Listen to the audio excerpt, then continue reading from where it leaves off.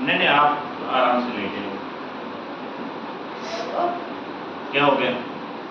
कुछ किया ही नहीं तो अभी तो कुछ किया ही नहीं। आप धीरे लेट जाओ, बिल्कुल रिलैक्स, बॉडी को रिलैक्स छोड़ दो, बिल्कुल रिलैक्स, टाइट मत करना।